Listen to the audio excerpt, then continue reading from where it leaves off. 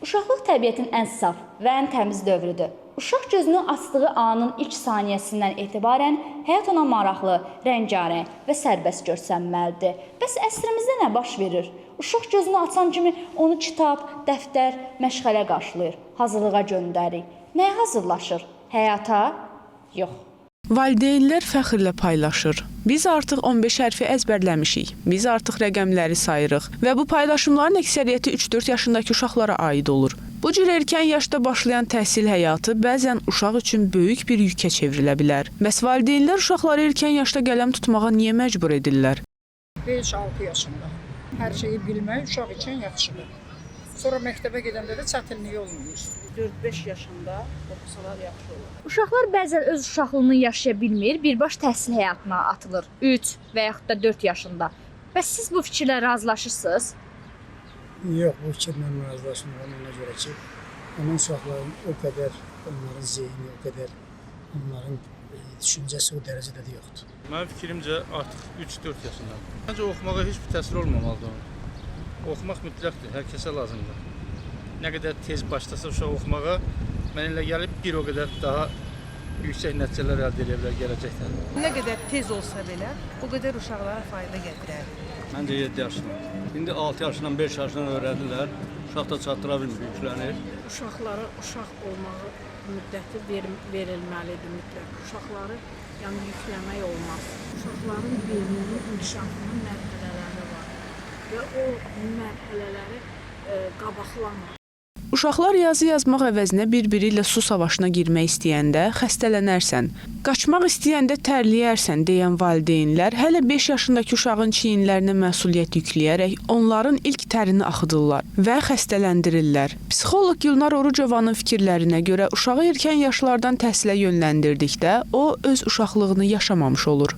3 yaşında bir uşaq yazmağı, oxumağı bacarırsa, valideyn düşünür ki, bu gələcəkdə daha uğurlu bir vətəndaş olacaq, daha uğurlu bir insan olacaq. 3 yaşında bir uşaq heç normal danışa bilmir. Valideyn onu aparır ikinci bir dil öyrənmək üçün hər hansı bir kursa qoyur.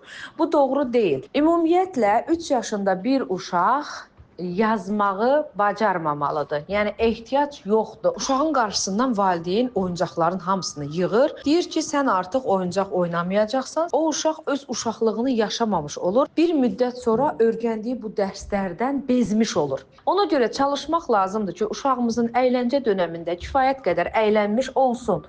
Uşaq məktəbə getmək istəmir, amma valideyn ondan daha çox istəyir. Çünki bu uşaqlar valideynin yerinə oxuyur, onun yerinə əzbərləyir, valideynin uşaqlıqda edə bilmədiklərini edir. Psixoloq həmçinin bildirir ki, erkən yaşda uşaqlara ilkin vərdişlər öyrədilə bilər.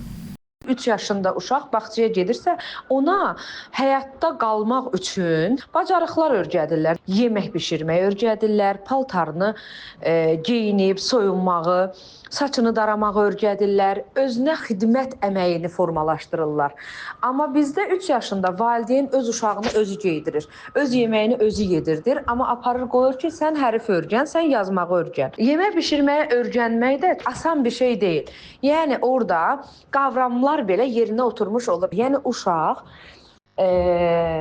özünə lazım olan bütün bacarıqlara, özünə xidmət əməyini bu yaşda öyrənmiş olur. Təhsil eksperti Adil Vəliyevin sözlərinə görə uşaqların erkən yaşda təhsilə cəlb olunması sonradan məktəbə başlayarkən dərslərə, öyrənməyə marağının azalmasına səbəb ola bilər. Bu zaman stres, özünə güvənin azalması kimi problemlər ortaya çıxır.